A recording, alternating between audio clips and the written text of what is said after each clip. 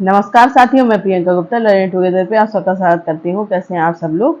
तो हम लोग जो एकलव्य मॉडल रेजिडेंशियल स्कूल की प्रिपरेशन कर रहे हैं, ठीक है, हॉस्टल वार्डन की, उसके हम लोग प्रैक्टिस सेट कर रहे हैं, जिसमें आपके एक्ट हैं और एडमिनिस्ट्रेटिव एप्टीट्यूड है। तो आज हम लोग जो प्रैक्टिस सेट करने वाले हैं, जो आपका POCSO and other children act दिए हुए हैं, उसमें एक एक्ट है the commission for protection of act child's right act 2005, ठीक है। तो इसके दो पार्ट हैं। इसका आज हम लोग पहला पार्ट करेंगे, फिर दूसरा पार्ट भी हम लोग किसी दिन कर लेंगे, ठीक है। दो पार्ट मतलब इसमें क्योंकि सारे क्वेश्चन इकट्ठे नहीं लेके आ जा सकते, तो इसके और भी क्वेश्चन बन सकते हैं। तो आज हम लोग कुल 25 क्वेश्चन करेंगे, ठीक है। तो आप लोग अच्छे से पढ़ना और आंसर भी करना कि क्या हो सकता है। तो बाल अधिकार संरक्षण आयोग अधिनियम 2005 का प्राथमिक उद्देश्य क्या है, ठीक है। जो आपका इसको क्या बोलते हैं, एनसीपीसीआर नॉर्मल, इसको यही बोलते हैं। तो इसका उद्देश्य क्या है कि जितने भी बच्चों को लेके एक्ट बनाए गए, कमीशन बनाए गए, उन सबकी निगरानी करना कि सारी चीज़ें सही ढंग से हो रही हैं या नहीं हो रही हैं। अगर कुछ गड़बड़ है तो उस पर काम भी करना, ठीक है। और जो भी प्रॉब्लम हो रही है उस पर देखना कि क्या हो रही है, उस पर सही से और अच्छे से काम करना, ठीक है। तो वही पूछा कि सबसे प्राथमिक उद्देश्य इसका क्या है। बाल श्रम को बढ़ावा देना, बच्चों के अधिकारों की रक्षा करना और उन्हें बढ़ावा देना, ठीक है। बच्चों को गोद लेने वाली एजेंसियों को विनियमित करना या फिर बाल श्रम कानून लागू करना। तो यहाँ पे कौन सा हो जाएगा आपका बी आंसर सही हो जाएगा। बच्चों के अधिकारों की रक्षा करना, जो भी बच्चों के अधिकार है उनकी रक्षा करना, ठीक है, और उनकी रक्षा को और ज़्यादा बढ़ाना, ठीक है। तो यहाँ पे आपका बी आंसर जो है वो सही हो जाएगा, ठीक है। Protecting and promoting the rights of children. Next question हम लोग देखेंगे।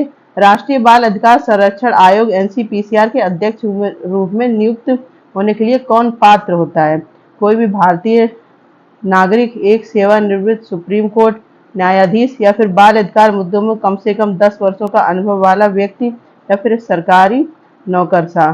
तो कौन होता है, एक सेवानिवृत्त सुप्रीम कोर्ट न्यायाधीश, ये बाल अधिकार के अध्यक्ष के रूप में नियुक्त होने के लिए पात्र होते हैं, ठीक है।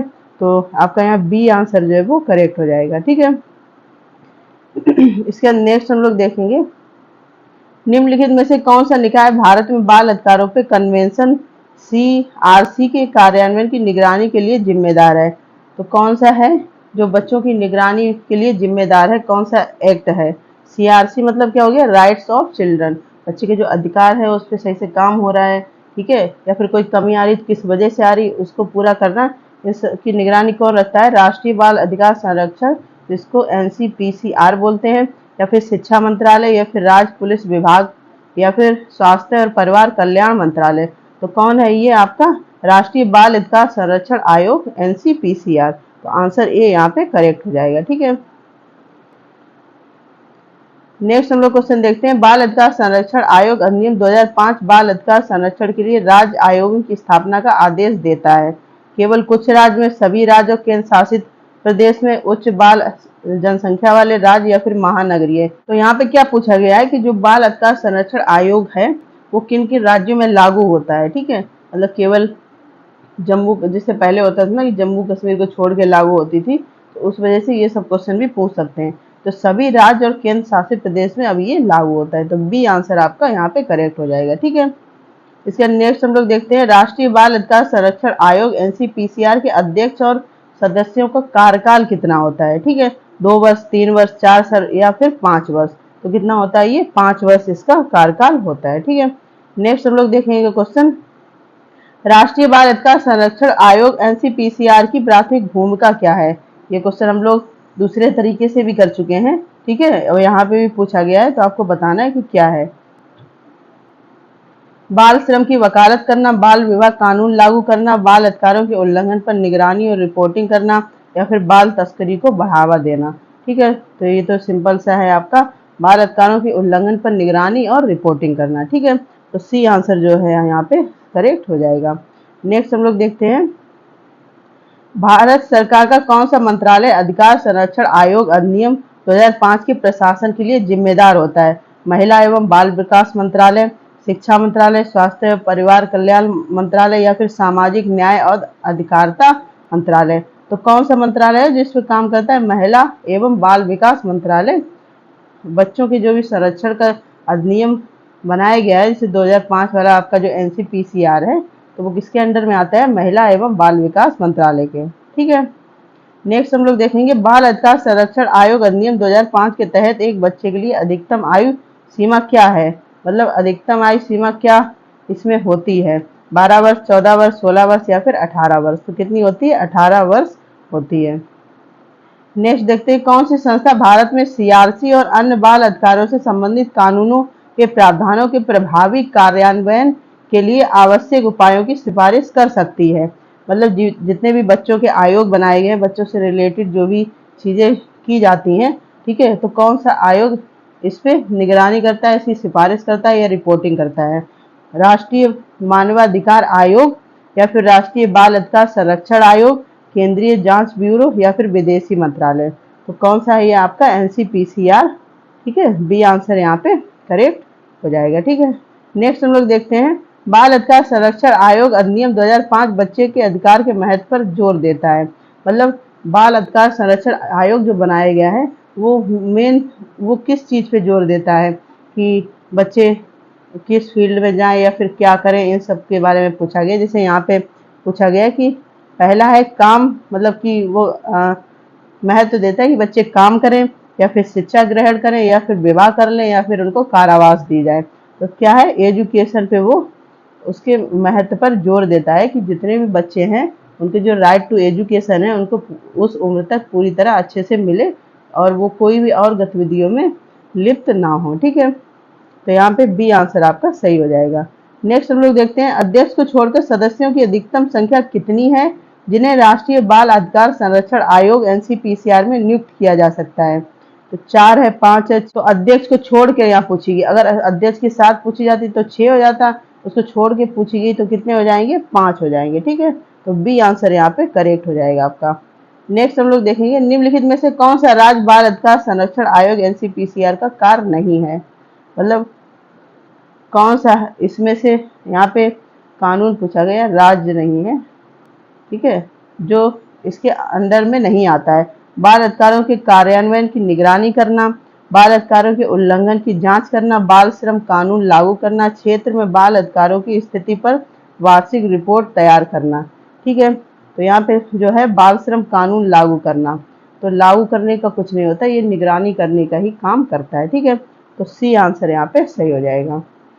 नेक्स्ट हम लोग देखते हैं राष्ट्रीय बाल संरक्षण आयोग NCPCR निम्नलिखित के विरुद्ध बाल अधिकारों के उल्लंघन की शिकायतों की जांच कर सकता है? किसके विरुद्ध कर सकता है? केवल सरकारी एजेंसियों के, सरकारी और गैर सरकारी के, केवल व्यक्ति या फिर कोई अंतर्राष्ट्रीय संगठन? तो सरकारी और गैर सरकारी दोनों के ही लिए ये शिकायतों की जांच कर सकता है। ठीक है, तो बी आंसर यहाँ पे आपका सही हो जाएगा। नेक्स्ट हम लोग देखते हैं वह अधिकतम अवधि क्या है जिसके भीतर राष्ट्रीय बाल अधिकार संरक्षण आयोग NCPCR को बाल अधिकारों के उल्लंघन की शिकायत पर जांच रिपोर्ट जमा करनी होती है? अवधि पूछी गई कि कितने टाइम तक कोई भी अगर ऐसा चीज होती है तो कितने टाइम तक शिकायत कर देनी चाहिए। ठीक है, तो कितने टाइम तक ये कर देनी चाहिए? 1 महीना, 2, 3 महीना या फिर 6 महीना या फिर 1 वर्ष? तो 6 महीने के भीतर भीतर शिकायत दर्ज हो जानी चाहिए। ठीक है, शिकायत दर्ज होने की बात पूछी गई यहाँ पे। नेक्स्ट हम लोग देखते हैं निम्नलिखित में से कौन सा बाल अधिकार कन्वेंशन CRC के प्रमुख सिद्धांतों में से एक नहीं है? बच्चे के सर्वोत्तम हित, गैर भेदभाव, वोट देने का अधिकार, जीवन, अस्तित्व और विकास का अधिकार। ठीक है, 18 से कम साल के जो होते हैं वो बच्चों की श्रेणी में आते हैं, तो वोट देने का अधिकार नहीं है, क्योंकि वोट जो होता है आपका जब आप 18 साल के हो जाते हैं। ठीक है, 18 साल के हो गए मतलब आप वोट दे सकते हैं, उससे पहले तो आप बच्चे हैं, तो ये वाला यहाँ पे नहीं होगा। ठीक है, तो सी आंसर आपका करेक्ट हो जाएगा। राष्ट्रीय बाल अधिकार संरक्षण आयोग NCPCR के पास बाल अधिकारों के उल्लंघन में शामिल व्यक्तियों या संगठनों के खिलाफ कानूनी कार्रवाई शुरू करने की सिफारिश की शक्ति है। तो ये यहाँ पे स्टेटमेंट दिया गया है, तो उसको पूछा है कि वो ट्रू है या फॉल्स है। तो क्या है? ये सही है कि मतलब वो कोई भी बाल अधिकार संगठन में जो भी व्यक्ति हैं या संगठन है उनके खिलाफ कोई भी कानूनी कार्रवाई होती है तो उसकी सिफारिश करने की शक्ति NCPCR के पास होती है। ठीक है, तो यहाँ पे ए आपका सही हो जाएगा। नेक्स्ट हम लोग देखते हैं बाल अधिकार संरक्षण आयोग अधिनियम 2005 के तहत राष्ट्रीय बाल अधिकार संरक्षण आयोग एनसीपीसीआर के अध्यक्ष और सदस्यों की नियुक्ति के लिए जिम्मेदार चयन समिति की संरचना क्या है? भारत के राष्ट्रपति और प्रधानमंत्री, भारत के प्रधानमंत्री, मुख्य न्यायाधीश, भारत के मुख्य न्यायाधीश, या फिर लोकसभा अध्यक्ष, या प्रधानमंत्री और लोकसभा अध्यक्ष। तो कौन है प्रधानमंत्री और लोकसभा अध्यक्ष? डी आंसर यहाँ पे सही हो जाएगा। ठीक है, नेक्स्ट हम लोग देखते हैं बाल अधिकार संरक्षण आयोग अधिनियम 2005 के संदर्भ में बच्चे का क्या अर्थ है? मतलब बच्चा किसको माना गया? 10 साल से कम का होना चाहिए, 12 या फिर 14 या फिर 18 का। तो कितने? 18 साल से कम के जो होते हैं उनको बच्चा बोला गया है। ठीक है, तो डी यहाँ पे सही हो जाएगा। नेक्स्ट हम लोग देखते हैं जब बाल अधिकारों के उल्लंघन से संबंधित शिकायतों की बात आती है तो राष्ट्रीय बाल अधिकार संरक्षण आयोग एनसीपीसीआर का प्राथमिक कार्य क्या है? उल्लंघनकर्ताओं पर दंड लागू करना, मध्यस्थता और विवाद समाधान, पूछताछ और जांच, या फिर कानून बच्चों को कानूनी प्रतिनिधित्व प्रदान करना। तो क्या हो जाएगा? पूछताछ और जांच का मेन इसका प्राथमिक कार्य होता है। ठीक है, इंक्वायरी करता है, निगरानी करता है, रिपोर्ट वगैरह तैयार करता है। ठीक है, ये सारे इसके काम होते हैं। तो यहाँ पे आपका सी आंसर जो है वो करेक्ट हो जाएगा। नेक्स्ट हम लोग देखते हैं निम्नलिखित में से कौन सा राष्ट्रीय बाल अधिकार संरक्षण एनसीपीसीआर का कर्तव्य नहीं है? अब यहाँ पे फिर से एक क्वेश्चन घुमा के पूछा गया है, फिर से यहाँ पे एक क्वेश्चन घुमा के पूछा गया है। ठीक है, तो यहाँ पे इसलिए मैं ऐसे करवा रही हूँ कि आपको आइडिया लगे, अगर कैसे भी क्वेश्चन पूछा जाता है तो आप आंसर आसानी से दे पाएँ। ठीक है, बाल तस्करी की निगरानी करना, निर्णय लेने में बच्चों की भागीदारी को बढ़ावा देना, बच्चों पर नीतियों के प्रभाव का मूल्यांकन करना, बाल अधिकारों के मुद्दों पर अंतर्राष्ट्रीय संगठनों के साथ समन्वय करना। तो क्या है? निगरानी करने का मेन काम होता है। ठीक है, तो यहाँ पे आपका ए आंसर जो है वो सही हो जाएगा। ठीक है, तो बाल तस्करी की निगरानी करना ये एनसीपीसीआर का मेन काम होता है, मतलब मेन निगरानी करना होता है। जितने भी चाइल्ड एक्ट बने हैं बच्चों से संबंधित उनकी सबकी निगरानी करना। ठीक है, नेक्स्ट है बाल अधिकार संरक्षण अधिनियम 2005 के तहत किसी बच्चे को गोद लेने के लिए पात्र होने की न्यूनतम और अधिकतम आयु क्या है? मतलब कोई इस अधिकार के संरक्षण के तहत अगर कोई किसी बच्चे को गोद लेना चाहता है तो उसकी न्यूनतम आयु क्या होनी चाहिए और अधिकतम कितनी होनी चाहिए? 5 वर्ष, अधिकतम 15 वर्ष, 1 वर्ष, अधिकतम 10 वर्ष, 2 वर्ष, अधिकतम 18 वर्ष, या फिर 3। तो कौन सा आंसर सही हो जाएगा? मिनिमम 1 साल का होना चाहिए और ज़्यादा से ज़्यादा 10 साल का होना चाहिए, तो उस बच्चे को गोद ले सकते हैं। तो आपका बी आंसर यहाँ पे सही हो जाएगा। नेक्स्ट क्वेश्चन है अधिनियम के तहत बाल अधिकारों के उल्लंघन का दोषी पाए जाने वाले संगठन के लिए अधिकतम सजा क्या है? 50,000, 1 लाख, 5 लाख, या फिर 10 लाख। तो कितना है? 5 लाख रुपए जुर्माना है। मतलब इस अधिनियम के तहत अगर कोई भी संगठन इसका उल्लंघन करता है तो उसको 5 लाख का जुर्माना भरना पड़ेगा। तो सी आंसर यहाँ पे करेक्ट हो जाए। नेक्स्ट हम लोग क्वेश्चन देखते हैं कौन से सरकारी निकाय राज्य बाल अधिकार संरक्षण एससीपीसीआर के कामकाज की देखरेख करता है? ठीक है, जैसे आपका एनसीपीसीआर होता है, मतलब एक ही बात है, ये नेशनल लेवल पे होता है, और जो एससीपीसीआर होता है ये स्टेट लेवल का होता है। ठीक है, और दोनों का काम एक ही होता है लगभग। तो गृह मंत्रालय, सामाजिक न्याय और अधिकारिता मंत्रालय, या फिर महिला एवं बाल विकास मंत्रालय, या फिर शिक्षा मंत्रालय। तो ये सारे किसमें आते हैं? महिला एवं बाल विकास मंत्रालय में आते हैं। नेक्स्ट क्वेश्चन है बाल अधिकार संरक्षण के लिए राज्य आयोग एससीपीसीआर की प्राथमिक जिम्मेदारी क्या है? ठीक, बाल श्रम कानूनों का प्रवर्तन, राज्य के भीतर बाल अधिकारों के उल्लंघन पर निगरानी और रिपोर्टिंग, बाल विवाह को बढ़ावा देना, बाल अधिकारों पर काम करने वाले गैर सरकारी संगठनों को वित्तीय सहायता प्रदान करना। तो इसका मैंने बताया क्या काम होता है? निगरानी। अब जो एससीपीसीआर है क्योंकि स्टेट लेवल पे काम करेगा तो वो राज्य के अंदर जितने ऐसे सब चीज़ें होती हैं बच्चों से रिलेटेड जो भी चीज़ें हैं तो उन पे निगरानी रखेगा। ठीक है, और वो किसके लिए जवाबदेही होगा? जो आपका नेशनल लेवल पे होता है एनसीपीसीआर जिसको बोलते हैं, तो उसको वो अपनी रिपोर्ट देगा। ठीक है, नेक्स्ट क्वेश्चन हम लोग देखते हैं बाल अधिकार संरक्षण आयोग अधिनियम 2005 के तहत देखभाल और सुरक्षा की आवश्यकता वाले बच्चे शब्द का क्या अर्थ है? माता पिता दोनों के साथ, मतलब देखभाल और सुरक्षा आवश्यकता वाले बच्चे का क्या अर्थ है? मतलब किनकी देखभाल ज़्यादा जरूरी है? ये 4 ऑप्शन दिए गए, उसमें से आपको बताना है कौन से आएंगे। जो बच्चे माता पिता दोनों के साथ रहता हो बच्चा, वो उसकी देखभाल की आवश्यकता है। आश्रय गृह में रहने वाला मतलब कोई आश्रय किसी के साथ रह रहा है, कहीं पे निगरानी में है, उसके एक स्थिर परिवार में एक बच्चा, कोई अच्छा परिवार है, आराम से अपना डेली की चीज़ें कर रहा है सारी चीज़ें, तो वो बच्चा, या फिर दुर्व्यवहार, शोषण, उपेक्षा के जोखिम में बच्चा, मतलब या बच्चे के साथ कुछ दुर्व्यवहार हुआ है, कुछ शोषण हुआ है, ठीक है, या फिर उसकी उपेक्षा हुई है, किसी प्रकार से वो किसी भी चीज़ से शोषित है, तो उसकी देख रेख की रक्षा।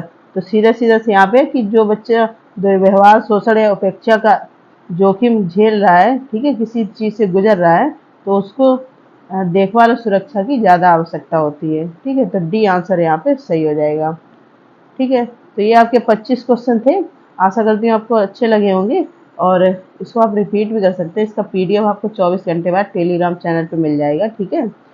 और इसके बाद हम लोग और भी चीज़ों की प्रैक्टिस करने वाले हैं, ठीक। तो आप ज़्यादा से ज़्यादा शेयर करें, जो बच्चे तैयारी कर रहे हैं, जिन्होंने अभी भी पढ़ाई नहीं स्टार्ट की है, तो अभी भी आपके पास काफ़ी टाइम है, आप लोग तैयारी कर सकते हैं, अच्छे से पढ़ सकते हैं, शुरू से पढ़ सकते हैं और डिटेल में भी पढ़ सकते हैं, ठीक है। तो ऐसा ना सोचें कि अरे मैं तो अभी तक पढ़ा नहीं एकदम से, अब एग्ज़ाम की डेट वगैरह भी आ जाएगी, या देखो सबसे पहले करेक्शन विंडो आपकी ओपन होगी, ठीक है, जो अभी नहीं हुई है, और जैसे ही होती है वैसे ही आपको अपडेट भी दे दिया जाएगा।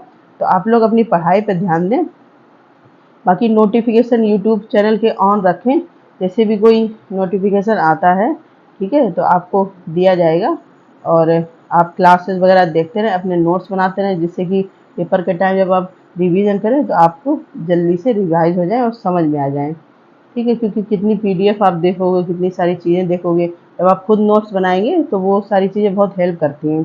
इसका टेलीग्राम ये चैनल है, जिन लोगों ने ज्वाइन नहीं किया वो लोग ज्वाइन कर सकते हैं, ठीक है। और यूट्यूब चैनल है ये, इसको भी शेयर कर सकते हैं, सारी क्लासेस वगैरह आपकी फ्री करवाई जा रही है, ठीक है। लर्निंग टुगेदर से जुड़ने के लिए बहुत बहुत धन्यवाद। इसी प्रकार से अपना प्यार और सहयोग बनाए रखें।